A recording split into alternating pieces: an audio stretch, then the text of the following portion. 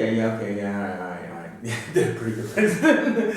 Well, we can see that Brooksbank is back. So anyway, I think way we could also start this, because this happens to be, May the 4th. We could just say a little shout out. May the 4th, like May the 4th be with you. May the 4th be with you. But I mean, because I'm British, we say it the proper way around, so we never get that opportunity. We say it's the 4th of May, the way it should be done. Whereas you Americans kind of like just go along and just change the order of things as and when you want to. So you get the May the 4th thing. I don't get. Do you know what the logic?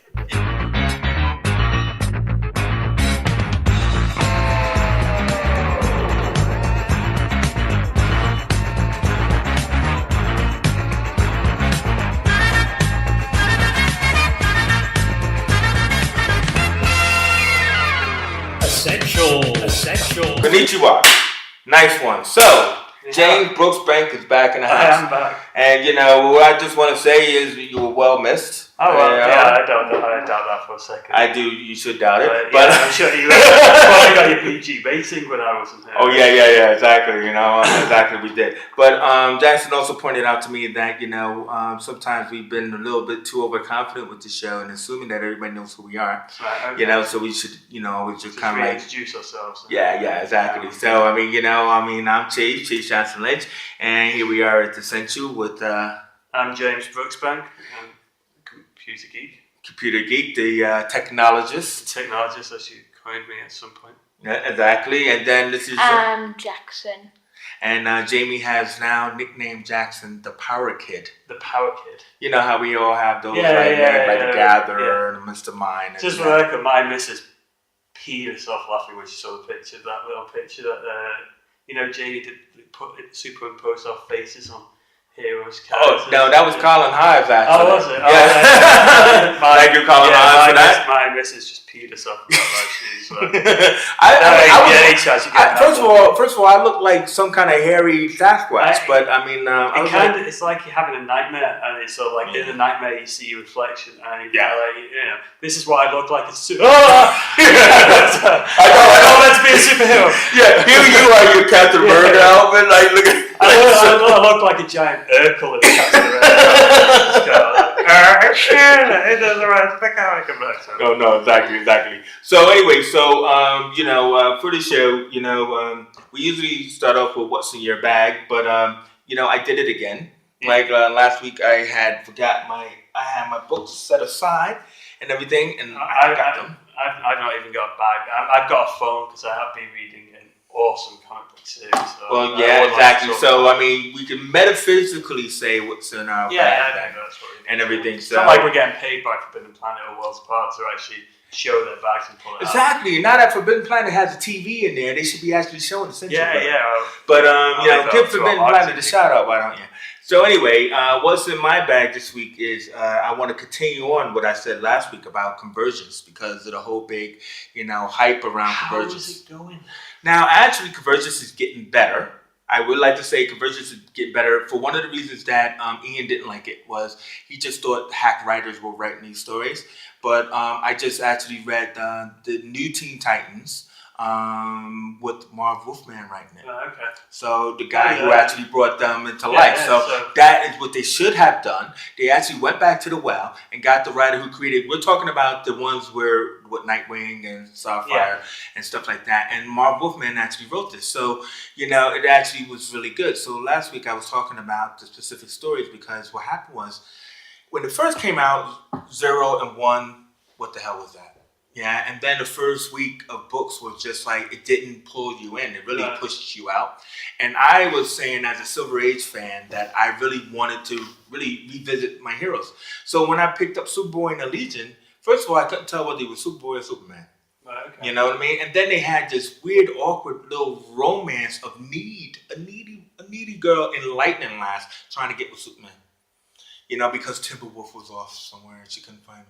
Okay, she needed some rubber Exactly. And it was static electricity. But the whole point is that I didn't get it. A lot of the books were going in a weird way because it was supposed to be these characters from these different universes, realities, time zones are trapped in these bottles of Candor. They don't know they're on another planet. They still think they're in Gotham City, which is strange because most of these people are being trapped in a Gotham City of their time period. Right. So even like, for example, in the Flash, right? The Flash is Barry Allen after the trial, and he goes off into the 30th century. Remember that? Yeah. So he starts his family over there. Yeah. But he supposedly comes back to Gotham City for a Paralympic competition, which wasn't even around then. It's sort of like a load of people in wheelchairs going ready, set, go, and the Flash just zooms in. But they weren't there in his time. But either way, then he's trapped. Yeah. So he's separated from his wife Iris and his family. So it's kind of like everything's in Gotham City. Anyway, beyond all of that, what's good is that some of them have gone past the whole big announcement from Telos and everything. So Teen Titans is one of them where they bring in this future Doom Patrol, right, and everything, and they actually start fighting before you have to pay more money to see the fight, right? In this issue, which was really interesting because the character stories was exactly what I wanted. So far, the other ones weren't doing it. Suicide Squad is good, because now it's the baddies trying to figure out, how to, deal with this. Deal with this crisis. So it's growing, but it's like I think a lot of people left already. A lot of people have already left the building, because they're just saying this doesn't matter. It's not going to change Kanan.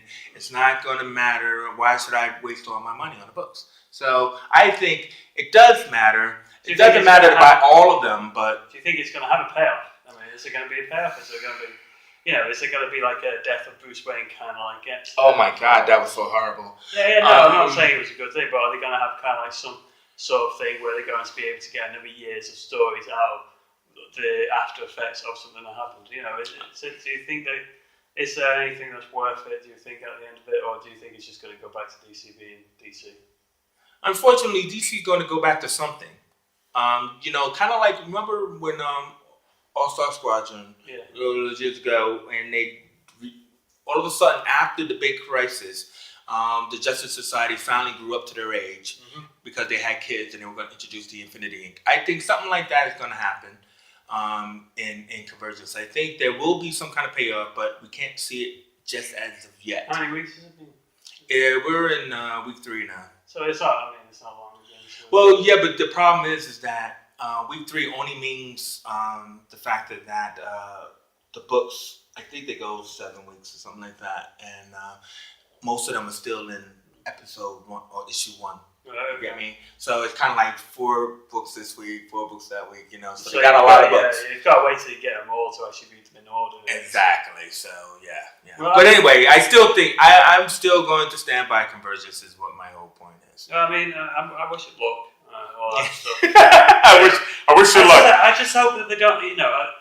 I read for the first time the new Wonder Woman 52 stuff, and I like new Wonder Woman 52. I like her story. I thought it was a really great story arc, the first 18 comics that she did that were in it. And so I don't really want to see it changing again. I don't think 52 is coming back, to be honest with you. So whatever happens with DC when they come back, it won't be 52. It'll be kind of like Justice League Spectacular. Like after we had all of those JL Europe books and everything like that, and then they came out with Justice League Spectacular, which was really kind of like somewhat a return of the Big Seven, but not. But the Wonder Woman origin story drastically is one of the few origins that completely changed with her. Instead of it being made out of clay, she was Zeus's daughter, which is very different to her origin pre-52. Yeah. So do you think after Convergence they're going to go back to pre-52 origin? No, because they even made Wonder Girl daughter of Zeus. Right, okay, so it's like Zeus is a... he's a dog. He's a dog. we always got that. That's, Yeah. I watched Hercules, the Heroic Hercules. He is a dog. Yeah. But so we'll see. So what do you got then? On your magic phone, your device. I have been reading a brilliant Japanese manga series from 1989 that's still going now. Is it Oriental Heroes? No, it's Berserk. It's called Berserk. It's about a swordsman called Guts, and really, it's absolutely I'm completely into it. I've read up to volume 28, which is 114 issues. Right. Now I've done that in about 2 weeks, so it's been kind of like my reading material while I've been away. It's absolutely amazing. It's the story of a lone swordsman who just goes out and fights demons, but his sword is like just a big chunk of iron that he just slashes things through. It's just everything you want in a manga thing. It's got demons getting completely roasted alive by everything, but I've been watching the manga series of it, which is absolutely amazing, and I've got the whole of the movies as well. So I'm completely in berserk mode now. It's worth watching. Well, then let me ask you, because I know you just come back. Well, you were out in Hong Kong, right? Yeah, I was out in Japan. Yeah. Okay. So I mean, like, did you ever remember Jademan Comics? Yeah, I mean, Oriental Heroes. I don't remember Oriental Heroes. Well, fantastic. I'm on history of the comics 70s and 80s, yeah. And so I just been Fist of Buddha's Palm, Drunken Fist, Oriental Heroes. I mean, Blood Sword. It's just amazing. The series of books that came out, and I just devoured them all. And Fist of the North Star came out of that as well. Well, Fist of the North Star. But then that blew up. That blew up because they made the cartoon and the movie with Gary Daniels and all that other kind of stuff. Well, it was just major. Street Fighter, what? I completely forgot how much I loved manga, and being over in Japan, it was sort of like when I completely immersed. Did you know in Japan, it was one of the few countries where Fast and the Furious 7 wasn't number one. Do you want to know what was number one? What? The new Dragon Ball Z movie. Oh, wow. This is why that entire country is really cool. It's just I've been just getting so into my manga. So what did they think of Fast and the Furious? Because I don't know. I've not read the reviews for it because surprisingly they're all in Japanese. So it's a little bit of a communication problem. Well, you should check out Jademan Comics, so if you can. Because I'm pretty sure you can get that. Yeah, I'm nearly finished with Berserk. I've got another 4 volumes left. So once I finish that, I will be moving on to another series. I've decided I'm going to dedicate myself a little bit more to manga. Because you forget when in the books, you forget how beautifully illustrated and meticulous each kind of thing is. Sometimes maybe the death rape scenes are a little bit more in detail than you actually really want. So, especially Shogun books. Yeah, especially in this, there's like a scene, they call it the Eclipse, which is this big demonic meeting, and you're watching one girl it's just particularly bad. Yeah. It doesn't really lead much to the imagination, but it's everything that you want in a good manga comic. So that's what I've been reading, and I'm looking forward to finishing off the volume. And if you've got a chance, I would highly recommend digging out on YouTube. The Berserk and manga series is actually out, episodes 1 to 25, and it is worth watching. Right. I was just trying to pull up some pictures of those Jademan Comics. Of Buddha's hand. Yeah. It's awesome. Anyway, so moving on. I mean, because Jackson always says, finally you get to me. But what I figured that we'll do is sort of a short part 2 of the Avengers spoilers episode that we did last week. Because, on the one hand is that Ian could be here. We knew you could be here. We knew you were going to go see it. Not only this weekend, but you were planning on seeing it again. I'm seeing it again. So, and I mean, even though we kind of had to talk about it off camera and stuff like that, just like your thoughts, on Avengers. And no, I mean, as we were discussing before, I did enjoy it. I wasn't blown away. The more I think about it, the more I realise I did enjoy it. Mm-hmm. There was just some things I think, Pietro's death wasn't too much of a fan of doing that. I thought there was no point in him dying. There was no reason for him dying. The only reason I could see is to give Scarlet Witch more of a reason to be in the Avengers. Or to go mad in the next one. Or to go mad in the next one. But she's not going to go mad in the next one. The next one is Infinity Wars. And, it's... Yeah. So, they've already kind of cast... That's one thing we didn't talk about is the Thanos thing at the end. Yeah. So pretty cool. Was there another after credit scene as well? No. I mean, it's now they call them tags. If it's tags before the credits are over, and then there's a post-credit sequence after that, and that's why we said no post-credit sequence. So, the thing about it is that that was awesome. The only thing I feel bad about is Josh Brolin right? It is Josh, right, or is it James? He must be getting paid the most amount of money for just these 5-minute segments. Well, yeah, but that's what I feel bad about is that like when he came out at last year's Comic-Con and everything, everybody's like, oh yeah, great. It's that I mean he's got to be like in this 50s by now. Yeah. Maybe I remember him from the Goonies, and like he's got to wait a long freaking time for this Infinity War. 2018 is Infinity War. Yeah. So you got to be like, hey, am I going to get any kind of screen time besides these little 5-minute pieces? So maybe he'll show up in some kind of role in Guardians 2. It would make sense. So like Thanos. Adam Warlock more than likely will be there, because of the Soul Gem. But I mean, you've got to think. There's got to be a point in Guardians of the Galaxy where they find out Thanos is going towards Earth, and sort of like that's when they decide that we need to go and help these Avengers. We just need to go home. How will they know who the Avengers are? Well, true. Unless they heard that the Chitauri got taken down by some random force. No. You're right. I mean, but they would probably feel responsible, like because we know that the Power Stone or whatever the stone was, we think it's Power Stone, is on the Nova Core, right? So I would think that it would make sense for Thanos to be the bad guy in Guardians 2 to somehow tear apart the Nova Corps. Glenn Close, come on. Maybe somehow inadvertently creating the Nova character, but realizing that I need that because he says I got to take it all myself now. I need that. And then they go, hey, no, man, you got to help us, get him. And then they go after him and everything. And, some random, Nova guy, whatever, or there's a helmet on Earth, who knows. Either way, that's what brings them into...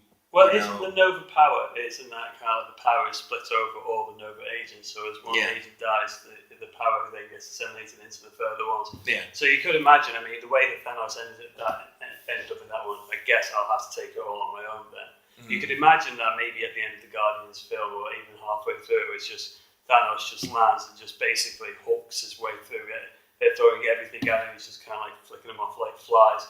Just walks in, grabs the Power Stone, puts it in, and and then, over on Earth there's one Nova guy, so like I say, all those Nova Corps are dead, and he just gets all the powers on it. It's like, and then the question is, which Nova would it be?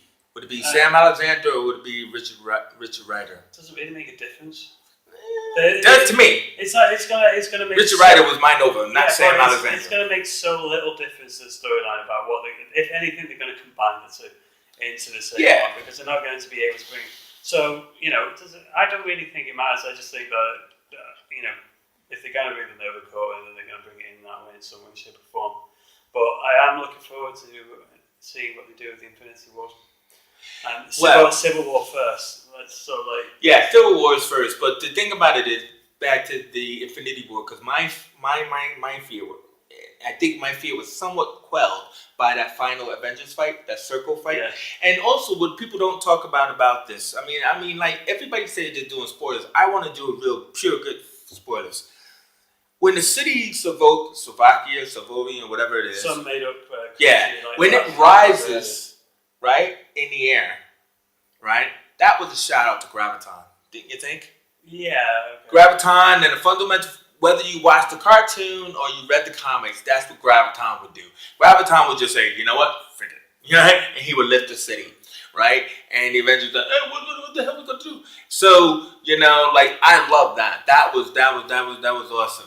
But the thing about it is that when you saw them doing that circle fight there in the end, which I think was all overlays and green screen, that made me feel much better about Infinity War, because Infinity War has to be like every other comic that we see, where you get a gathering of heroes. Yeah.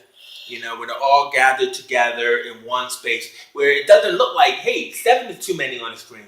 But, we need to see a lot of these guys, you know what I mean? And we need to see Daredevil come up out of Hell's Kitchen.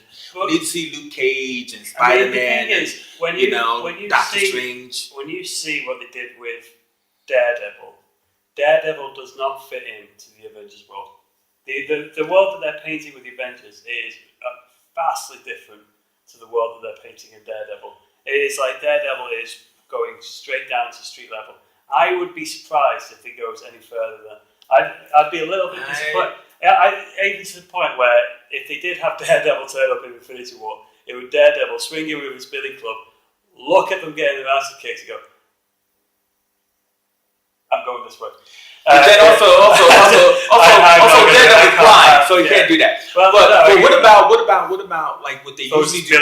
Yeah, but what about what they usually do in these big event books in the Marvel event books? Is that they usually do like this thing where something cosmic is coming.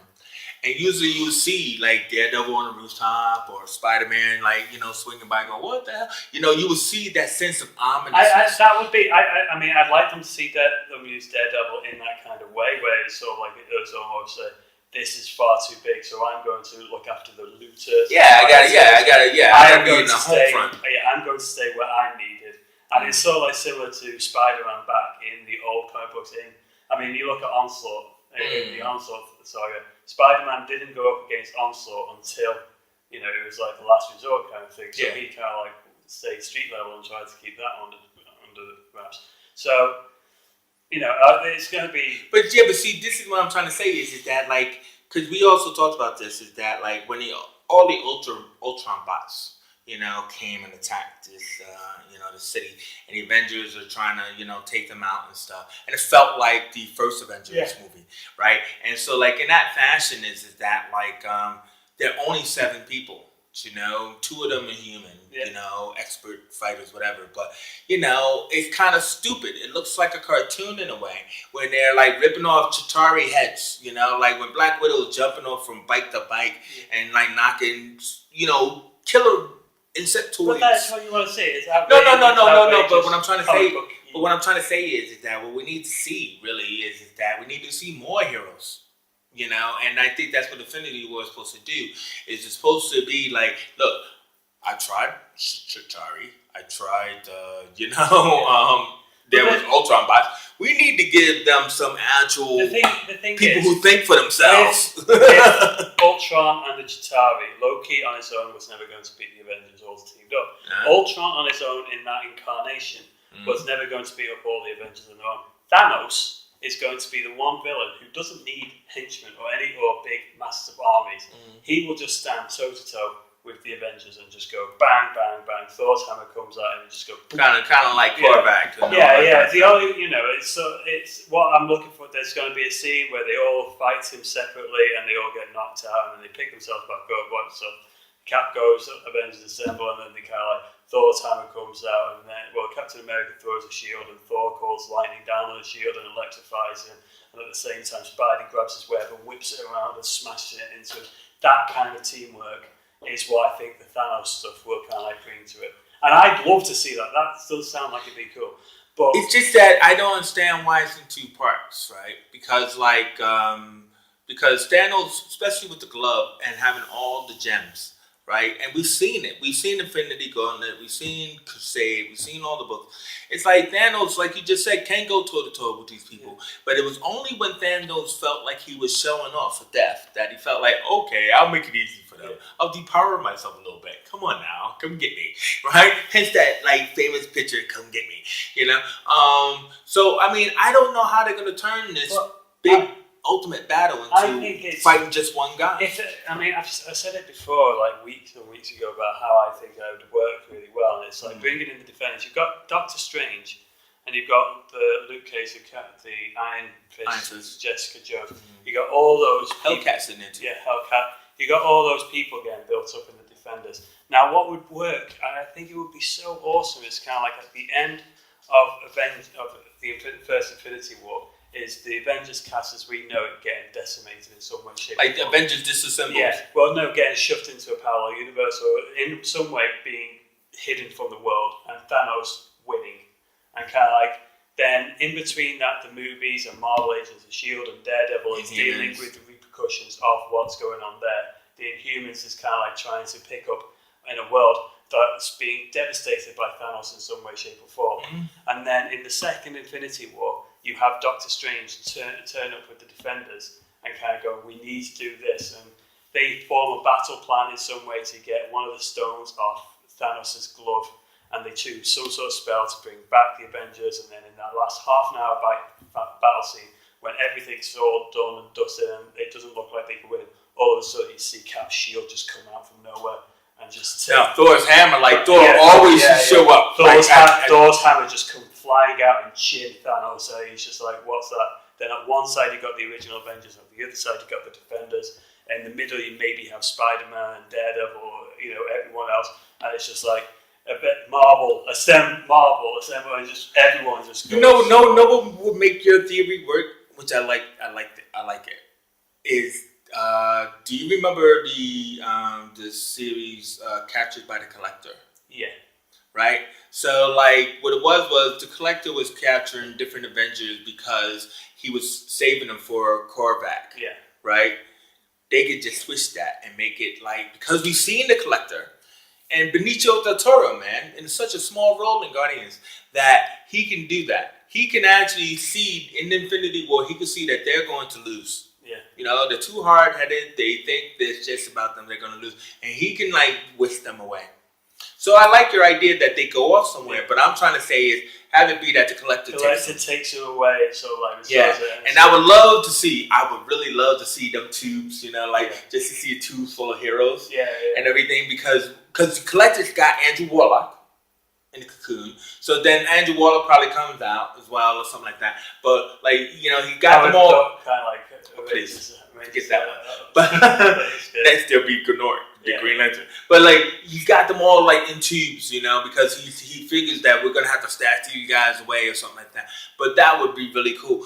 And then final thing I'll say on it is he actually went back in time with the Time Stone and saved Quicksilver.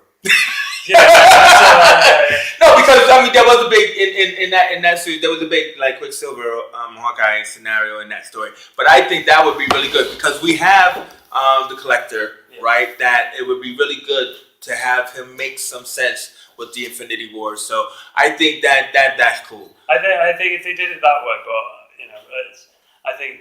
Yeah, if they did Superman and Batman in the way that I think they should have. Of course. Everything would be better if they followed our theories. So, let's just... what next? Alright, so moving on, right? So now... talk to me about Daredevil. Well, that's what I'm saying. And moving on, right? Before we go to Daredevil, we got to go to the DC finales, where they're coming into play. And again, this is where Jasmine will get excited. But so now we're moving into, I've asked you where you were, right? And unfortunately, you seem to be following the British scenario, but unfortunately we don't, right? So pretty much where we are at is that we're about like Gotham. I think Gotham's finale is tonight or something like that. But I forgot to watch Gotham. And everything. But we got Flash and Arrow, right? They got Justin, two more, 3 episodes. 3 episodes left, and then we got and I'm even loving Agents of S.H.I.E.L.D.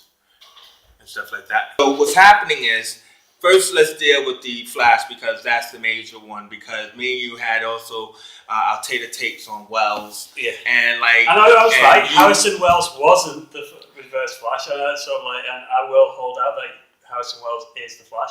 I would say that we won that. We drew on that kind of conversation. We were both right. You would say that, but that's diplomatic. I'm being switched. Have you? But you've only got up to the point where they found Harrison Wells' body in Starling City, right? Yeah, but but that means you've seen Eobard Thawne, right? Yeah. You've seen the face of Eobard Thawne. Right, you've seen the fact that Eddie now knows that Barry's Flash. So what you haven't seen is that Iris has figured it out too, but they didn't need to tell her, which was really kind of cool, right? And I think that she's going to keep it a secret, but Jackson disagrees. It is one of those things. I mean, they do this all the time in DC and Marvel. You have the best sort of newspaper people. You've got Perry White. Yeah. You've got Jim Gordon. And Ben Urich figured out who Daredevil was. But in DC, everyone else is dumb to the point where they can't tell that Clark Kent is Superman. The best press people, the best law enforcement people in the entire world in that universe can't figure out who the identity is. So to have Iris West, who is supposed to be a budding news reporter-esque person, not being able to figure out that her best friend has suddenly kind of like. But I mean, like. So what I was trying to say is that will they or won't they scenario, right? It's a little too early, right? Everybody's trying to save Iris, but then if they tell her or she tells them that she knows, then it's kind of like, well, what did they got to do? So I was arguing, right, about like that if she keeps it a secret, that makes it more interesting. Well, it goes to my theory because the next episode for us is the episode 21, God Lives, and it goes into like my theory about Eddie Thorne was like Iris tells Barry that like I know you're the Flash, and then like Iris and Barry then get together, and then and Eddie Thorne is all jealous and all that because he was going to propose and all that, and then God then breaks his legs and all that, and it's like Hunter Solomon, and then it's like he then at the end of the episode he then goes to Harrison Wells and says, I want you to give me speed of the tachyon port. Right. Now. But I don't. Well, wait. Harrison Wells already came to Eddie privately and said, yeah, we're relatives, right? So that's already happened, right? But so what's happened is that now his proposal to Iris got ruined, right? Iris knows that Barry's a Flash, so she's never going to accept, right? So what the thing is that Eddie's going to feel like like Hunter Zolomon, blame Barry. So if Grodd does, we don't know this, right? But we've only seen the trailer. But if Grodd does break Eddie's legs, right, then Eddie will be like, what Eddie does know is that Barry travels in time. So what Hunter Zolomon said to Wally in the comics was, hey man, you got these powers, you can save me, right? So we think that Eddie will ask Barry to save him. But Barry already knows now that when he does this time travel stuff, he changes the whole timeline. So wait a minute, I like my life as it is though, Eddie. I don't think I could. I can mess it up, right? Oh, you won't help me because you got Iris? You be there. So then he'll turn to Harrison Wells. We're cousins, right? We're descendants, whatever. We're related. Now, here's my theory. This is cool. My theory is that Harrison Wells is named Eobard Thawne. Eddie is Eobard Thawne, right? Huh. We saw Eobard Thawne 15 years ago drink Harrison Wells like a milkshake, right, Jackson? Yeah. What I'm thinking is somewhere down the line, that Eobard Thawne was actually Eddie who drank him like a milkshake. So that way he looks like that Eobard Thawne. Can I just really say well done for one of the most creepy statements I've ever heard. What, drank like a milkshake? Oh, that was that. Yeah, well done. I'm not going to sleep tonight without. You've seen it though, right? I have seen it. You've seen it. You did drink like I didn't get the milkshake kind of like thing. I kind of got. For me, it looked like Fringe. It was like Fringe. It was horrible. Scary. So, Chase, just go back to your point. So, if Iris knows the truth, I mean, would she use that to her advantage, or would she just keep it because she's friends with? I think that she would just play that Lois Lane scenario with him. I think she'll just now pretend. Oh, okay. But the stories get so compacted, right? That it's like she might have no choice but to tell him. I think she. But I think that it would have been better if she doesn't tell him. Do you know what I mean? Well, it's going to go Lois and Clark. She'll lose her memory and forget who she is for 2 seconds. Well, without the loss of memory, I'd rather go that route for a while anyway. I mean, we're right now got too much story going on until the end. We don't need her to find out. Iris and Barry don't really need to get together to run for 3 series. No, but see, what happened was, did you see when they went into the time vault? You didn't see that? Yes, that happened. So because Barry knows that they will be married, right? He will be stupidly enough to try and force this thing, to happen. But it's all these time travels that can just mess everything up. So either way, my whole theory is, right, that people, the audience don't understand time travel the way we don't understand it, right? So I think it would be much more interesting if they don't understand it. Side to us like we're some sort of no, I said we don't understand it. but what I mean is, I think it would be much more interesting if Harrison Wells, that we see the evil Harrison Wells, Eobard Thawne, is actually Eddie, but because he is from a different time. Right, that it was trapped here, whatever, but that he's actually reliving, and he's looking at himself, and he's just saying, because every time Tom Cavanaugh says, "Yeah, just call us a distant relative," it's kind of like a little bit of a side, like, "I'm you, dummy." Yeah, that distant relative line is used in almost every time travel thing. But that's why we believe it. Yeah, I would like it if he was actually Eddie. I'd not go as far as I'd probably say that Eddie's legs will probably they'll probably be broken by God in some way because of the Flash. That'll be why he resents the Flash. I don't think he'll turn around to him and say, "Go back in time and save me from the legs" or something like that. He will. But I think he'd probably go to Harrison Wells and say that to him. But it's all about his own. I don't think he'll become. I think maybe he'll become something else. But I can't. Well, a lot of rumors is that Eddie will be the villain next year. And that Eddie will be working with Harrison Wells, and that's why they had those buddy shots to them. So Harrison Wells will do something for him that Barry didn't. I do believe that's the case. Even if he's not Harrison Wells or even if he's not the same person, I do believe that is what's going to happen. Is that he's going to feel he has no choice but to go to the dark side, like Luke, I am your father. Yeah. He's going to have no choice but to do that. You know what I mean? No, I can see that he's going to the dark side, but I just can't see him becoming Flash. So have you been? So and Arrow, how far did you get to that? Did you get to evil Arrow? She's just been killed. Thea's just been killed. Right. So they've taken her to Nanda Parbat and thrown her into the pit. So you've seen her come out of the pit. That was a massive, awesome stunt. Yeah, that was pretty impressive. Yeah. And that's it. So I mean that means you were only a week behind. Where like now Evil Arrow has to go up against his friends or whatever and everything. So and so where it is this week is they're gonna go and try to rescue him and stuff like that. But but what we were saying about the katana, let me ask you if you've been watching it, because a lot of people seem to have a problem with the Hong Kong flashbacks. This year. I don't. What I liked about the previous flashbacks is it kind of like added something to the storyline for that. I can't see how this Hong Kong storyline is feeding into Oliver's character in any way, shape, or form. I can't see it. I mean, apart from sort of like humanizing him a bit after being on the island for so long and dehumanizing him in that way. He comes to Hong Kong and then he meets a child. And it's like the golden child. He's sort of protecting it, and then he meets the parents, and then comes back. But I just can't see how it adds to it, and it's all going to be fruitless because he ends up back on the island.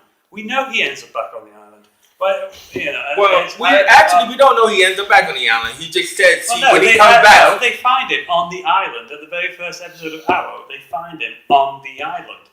He doesn't suddenly appear somewhere. A ship goes past. And he's on the island. Oh, right, okay. So he does end up on the island. He gets discovered there. Kind of like Lost. Yeah. Except it's not. Well, actually, so where it leads is that, like in the next episode for you, is that Raishoku has the Omega. Right, okay. Right? And when they have to go and save Oliver, Katana goes. So, and also Maseo is one of Race's top lead of success. So in a way, it gives backstory to people that they didn't need to, and they did. So the relationship. I want to see a story about Arrow, the Green Arrow. I want being called the Green Arrow. I want to know that bit. Well, I think actually he will be called the Green Arrow after he gets out of the league. Yeah. I think he will change it to Green Arrow and everything like that. But I mean, last thing I was going to say in that we were having that talk about Adam and your dislike of him. What do you think about the Iron Man? Have you seen it? What, the Iron Man Atom? On Arrow. Well, I know what you mean. Yeah, it's to be honest with you, Brandon Routh it makes me go. Is he a real person or is he just some kind of CGI? Knockoff. Yeah, I like Brandon. He's not from Scott Pilgrim. I like Brandon Routh. I mean, I thought he was brilliant as Superman. Well, no, he was playing Christopher Reeves playing Superman. Yeah. So like he was brilliant. He sounds like Christopher. And he's done a really great roles, and he just, I don't know, have you ever seen Chuck? Yeah. When he was in Chuck, he was good. He was sinister. He wasn't. But in this, they're playing him as a naive kind of like Tony Stark wannabe without the. And it just does me nothing when he gets that suit and they kind of like do the up and down thing, and he kind of like even shows the Iron Man breakdown, which Iron Man 1 did so well, and they do it in this, but it looks looks bad. So anyway, my thing on the Atom, right, as I was explaining to James, was that, like, first of all, we're slowly building into the Atom becoming the shrinking Atom by the time the team-up show, which has already been approved, will happen. He will shrink. He won't have the suit anymore. Good. What will happen is the fact that like, it's like how a man becomes a hero. Now, if you actually think of the original Atom's origin in the comics, it was a piece of crap. It was like a scientist. He was on some expedition.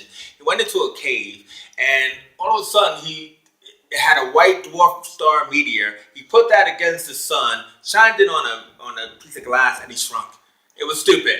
It made no sense. Take a freaking origin from the 60s. I'm just telling you, but I'm just telling you, we don't want that. So they didn't know how to, in the real world of the Arrow, as the Arrow was supposed to be the real world before it became metaphysical now, is that they didn't know how to make him shrink yet. But they knew that they didn't want Ted Cord, and that's where they were going at first. It was going to be Cord technologies. It was going to be the Blue Beetle.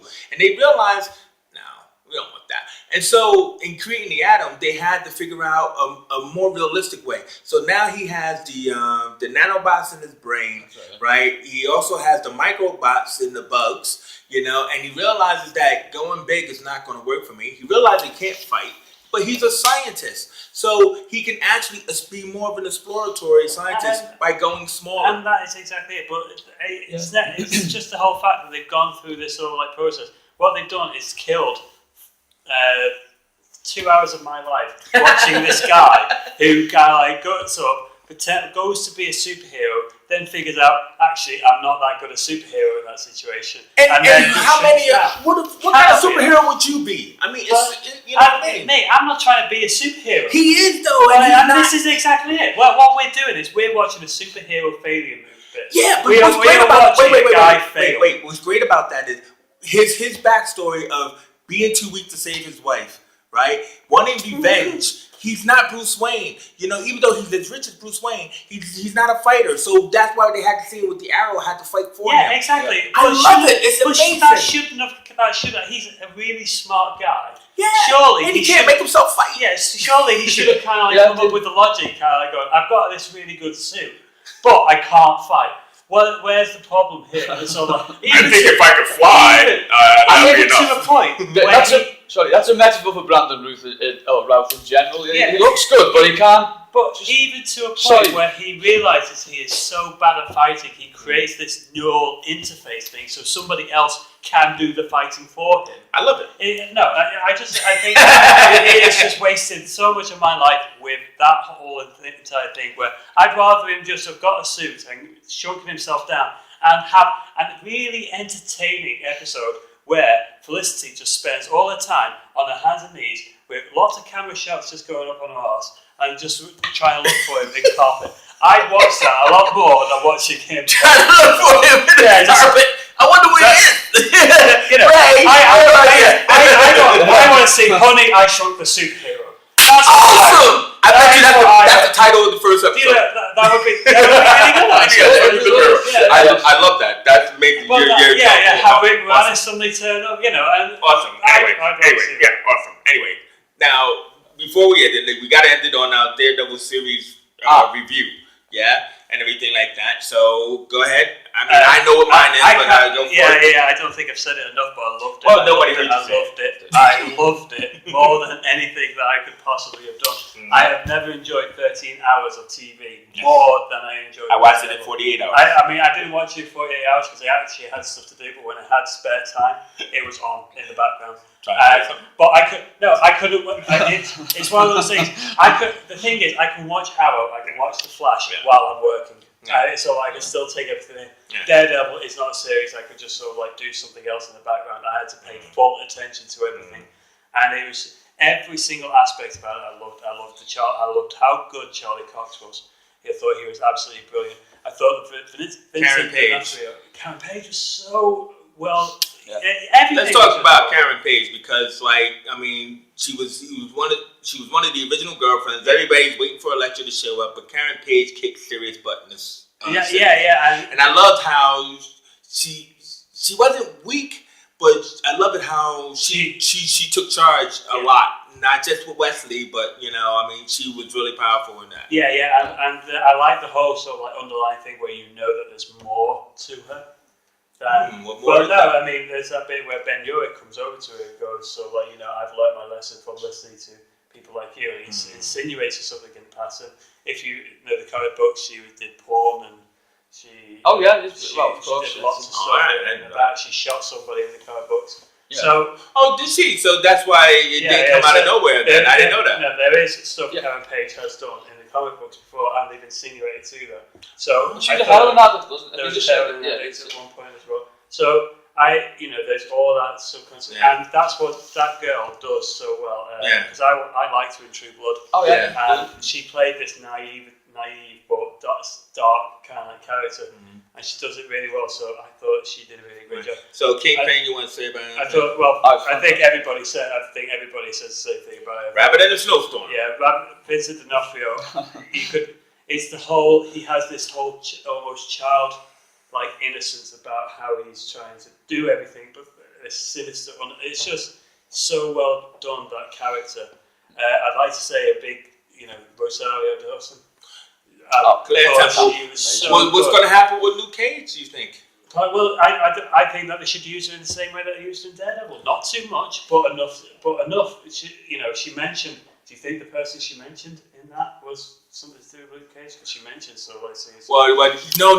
Well, actually, did you know that Claire Temple, was married to Bill Forster? Oh, right. Bill Forster, the Black Goliath. That's right, yeah. So the ex that she talked about could more than likely. Oh, Dr. Bill Forster is it? That would be nice.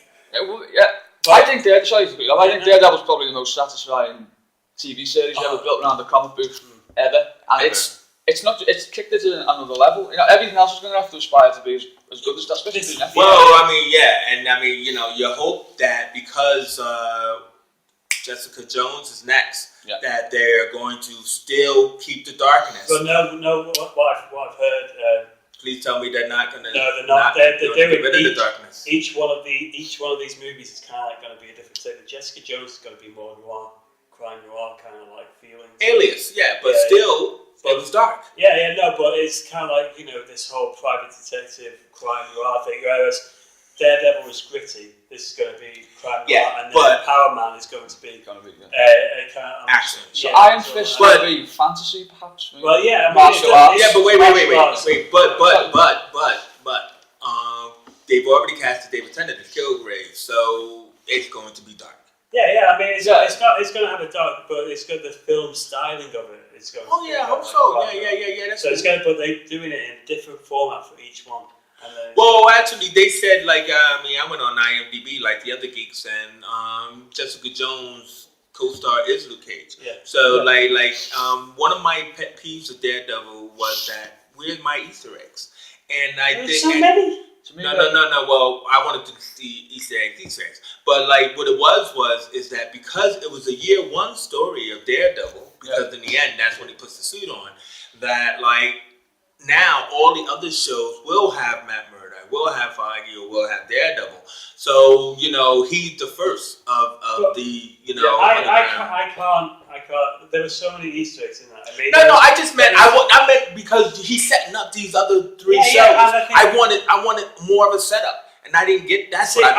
I want to see now that they brought in that. I want to see kind of like in Marvel Agents of S.H.I.E.L.D. So I want to see Coulson kind of like set somebody. Well, you heard the rumor, right? Well, no, but what about Charlie Cox being in? No, that Coulson setting up the Defenders. I just want to see kind of like Coulson arresting a metahuman in there, and then so like then be kind of innocent. He goes, do you know what? I know someone you should call and give him a business card. Yeah. I want to see that kind of stuff. Yeah. I mean, but that's what I'm trying to say though is that even though it didn't happen here, that's why I think it was one of my disappointments because I went all the way to the end and I was waiting for Coulson to do the Nick Fury thing and show up to Charlie Cox's office, and that didn't happen. That was why I said I was disappointed. Yeah. But I think it will happen in the next subsequent shows because he is supposed to go around and create his own street level Avengers and the Defenders and call them the Defenders and everything. But also too is what I wanted to say is that the Asian woman, Mrs. Go or whatever, she had the drugs which had the symbol of the steel serpent on it. Yeah. Right, which is Davos, which is Iron Fist's, somewhat brother, son of the Thunderer. So and when she said, "I'm going home," I think she was going back to Kunlun. And when she opens the door to Kunlun, that opens the door for Danny Rand to come through. So Ryan Felipe has been linked with the role of... No. Honestly, I'm not making... No, I heard Ryan Felipe was being casted, but please tell me he's not going to be Iron Fist. I can see him as Ryan Fist. I think, the producers have just got cruel intentions as with regards to his casting. I can't... I'm sorry, I apologise for that. Can you see him as Iron Fist? I'll be honest. He's a good-looking man. If Marvel turn around, Marvel now can cast whoever they want and say they're going to be in anything, and I will go. I'll see it. Well, I mean, because they have done so well with the casting so far in everything they've done. I can't think of one person who has been miscast. Felipe's been linked to Punisher as well, which that's just a pipe dream. I'd love to see the Punisher. Oh, indeed, fantastic, But he'd work in that Daredevil series. He would work in that Daredevil series. Ryan Felipe? No, the Punisher being in that Daredevil series. Oh yeah. I mean, because people are saying this because Netflix did so well with Daredevil that they might just go like Marvel Max, with Netflix. So even though they already had committed to 2 years of the Defenders, and now in essence they're committed to 3 years because they're going to do a Daredevil 2. So they never were going to. Yeah, that's what I mean. They have no choice. But the deal is that they might end up bringing the Punisher and everything like that. How cruel would that be if Punisher, in this universe, with Marvel calling the shots, not someone like Lionsgate saying this is too violent. Well, but that's the whole point. They showed that the violence works in this kind of format if you do it right. What I like, the Punisher doesn't fit into the Avengers world that they portray. He doesn't fit into the Marvel Agents of S.H.I.E.L.D. world. Yeah, but remember the Punisher was in Civil War, wasn't he? Yeah, he was in Civil War, but but it was down to the street level kind of. No, I know, but it was also because it was Captain America. It was like, yo, we definitely don't agree, man. Yeah. And if they got, they got Frank Grillo as Crossbones. They've got the things in place for. That's on, But with what I just love now is you can look at what Marvel are building up into their universe and you're going, that hero fits into there. That one doesn't. I mean, Cloak and Dagger. Oh yeah. Purely fit into.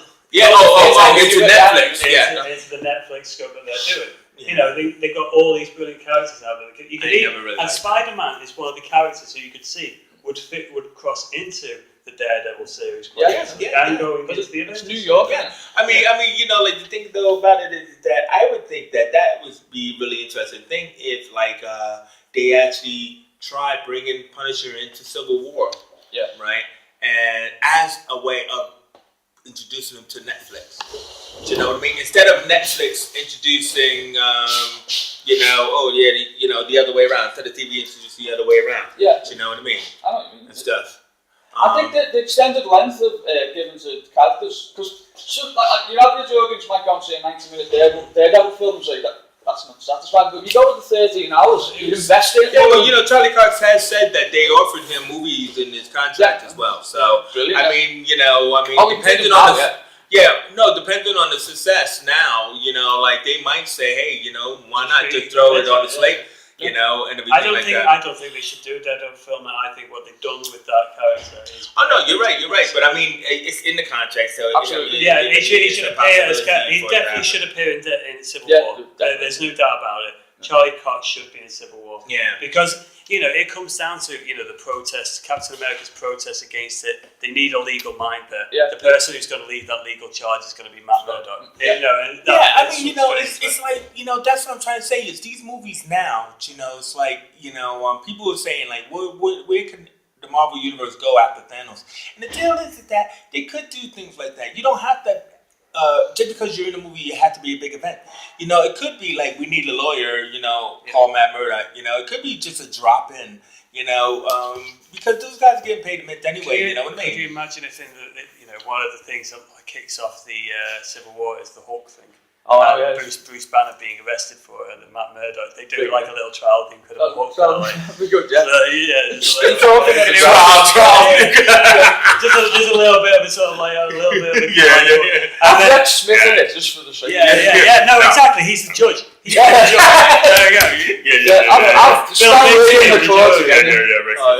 By the way, one of the best Stan Lee cameos. Avengers. Excelsior. What about the? Did anyone pick up on not me on the Doctor Strange reference? No. Where they're the Scarlet Witch's powers. Oh yeah. And they say they're becoming ineffective. Someone's helping us, and Tony Stark says that's strange. It's a blink if you miss a thing. But Ian Salmon can confirm this. I'll let you know because I'm going to be watching it again. So anyway, I'll just go. It's right. Because I just thought it wasn't. I thought it was the powers were just really. So anyway, since we gotta end this now, but I just wanted to end it on Agents of S.H.I.E.L.D. Because we never really talked about it because it wasn't worth talking about, but it is now because of the fact that they're now confirming that they're going to make an Inhumans show as a spin-off. And they've been doing Inhumans for the second half of the season. And anybody watch Agents of S.H.I.E.L.D.? I have got a lot of episodes stacked up to watch. It's really pretty good. We know that Sky is now Daisy Quake, and we know that Cal is Mr. Hyde and everything else like that. So they're going with the series of the Inhumans? They're making the TV series of the Inhumans. Yeah. Before, even though they're not saying that it's going to be tied in with the movie. Oh, right, so they're doing... Because the movie Inhumans is going to be more than like about Black Bolt and the royal family. Well, Vin Diesel's going to be playing... Oh, he's being linked with Black Bolt. What are they doing? So, they give him... They cast him in a role where he only says 3 things. I don't know they can't say anything. He doesn't talk. What they're trying to tell you, Vin, what they're trying to tell you is... You're crap at doing anything. You don't want to hear you speak. Just stand there and grunt. Anyway, the thing about... But do you think when he speaks, Walker! It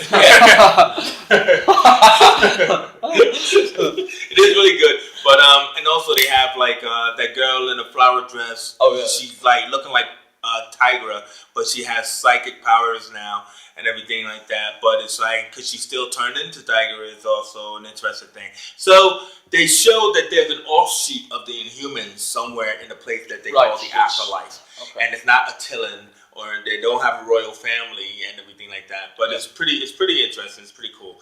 Anyway, and then the very last thing is the rumor about Fantastic Four, since it just came out last week. Oh, yeah. So Josh Trank has been fired off of the new Star Wars because of his behavior on Fantastic Four.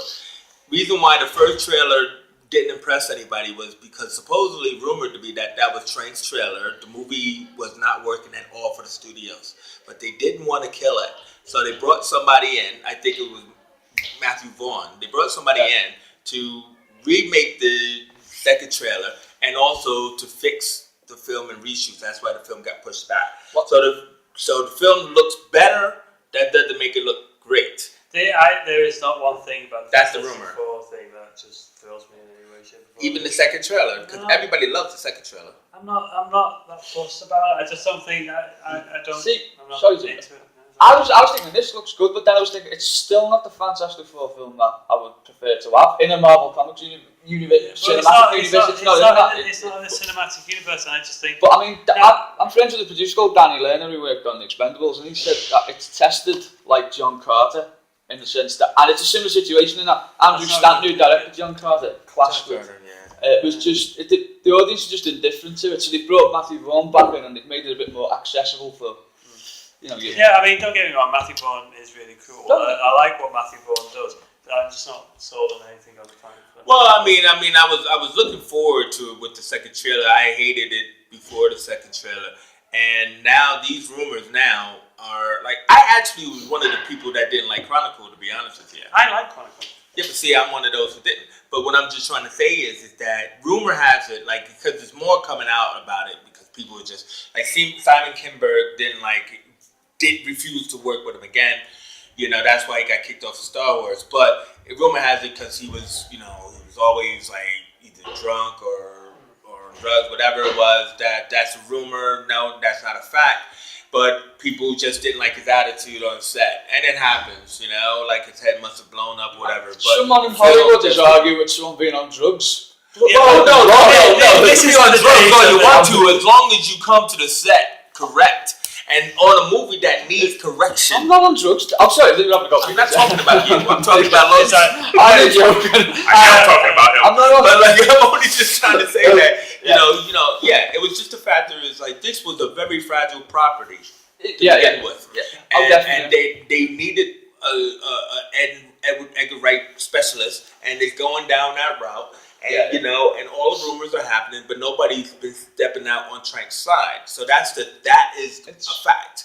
Yeah. Nobody is in defense of Trank. No, exactly. Yeah, he does seem to have, even just anecdotally from this film, he's pissed a lot of people off. But then the Star Wars situation, it sort of. But I mean, it's just key. It's not the actual Star Wars film he's kicked off. It's one of the spin-off films. It's not Rogue One, but it's another spin-off. I thought it was a Boba Fett one. Oh, might be that. They did a Han Solo. Like prequel. Prequel. But can I also just do a shout out for a movie that we've not mentioned, but we should, Big Hero 6. Oh, have you seen that? Of course. We love that, right, That Jackson? movie is absolutely. I watched it on the plane going, and I have never laughed, smiled, nearly cried.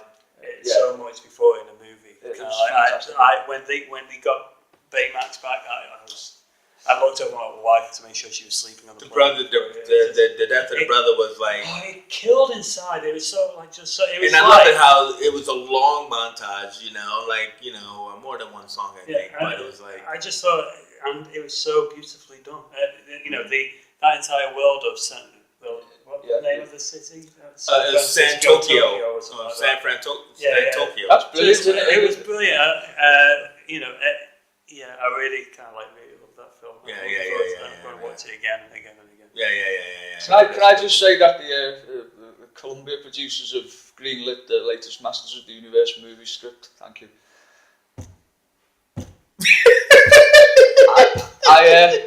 I'm not proud of myself. I'm gonna get help. Really? Really? It's not going to be good. It's not going to be good. Oh, you said that about Thor. No. Yeah, you said that about Thor. No, you said that about John Carter. I know. Yeah, but they were right about that. Yeah. They were right about John Carter. More than right. So anyway, that is the show. Even though Jamie came in really late, I apologize. Hopefully he shows up on time next time. And are you guys excited about the next episode? I wanted to focus on the pulp heroes. I just thought it might be interesting. The pulp heroes. Oh, definitely. I don't really read the pulp. Yeah, but you can always do some research.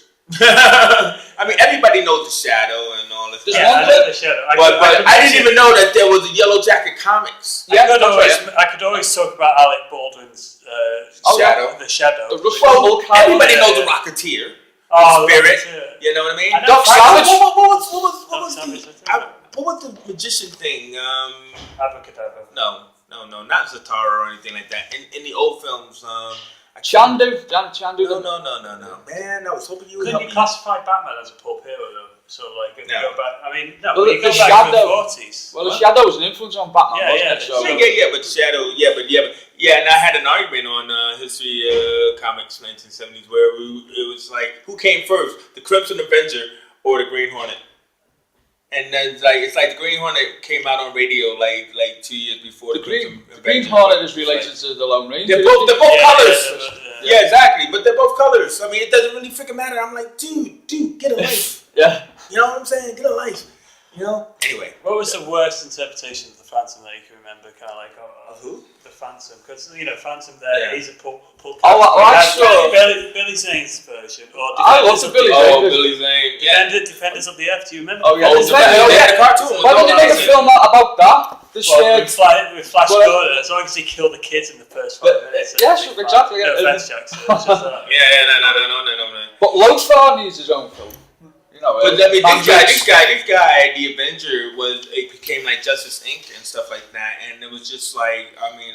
But Doc Savage. Doc Savage was the Man in Bronze, but the Avenger was kind of like he was like like Stoneface or something like that. Yeah. But like it's just that like when I was looking over these old things, I just thought that's why I put it on our banner like this. I just thought this was it's like Dick Tracy, Hercule Poirot, Indiana Jones is even considered a pulp hero. I'm not buying that. How is he considered a pulp hero? Because the first one was supposed to be like 1925. Yeah, he was based in 1925, but he was released in 1980s. Yeah, I know, but make him a pulp hero. Because it's like King Solomon's Mines, Alan Quartermain. He's a pulp hero. Yeah, he's a pulp hero because they were inspired in the era of pulp comics. And so was Indiana Jones wasn't. It was supposed to be George Lucas's love for that kind of stuff. Yeah, but just because we didn't get no racist. Just because I love women doesn't make me a woman. It's so like just because George Lucas loved pulp comics doesn't mean he made a pulp comic. He made a tribute to a pulp comic, which isn't a pulp comic. Yeah, I'm not buying that Indiana Jones is a pulp comic. All right, man, it's not my day.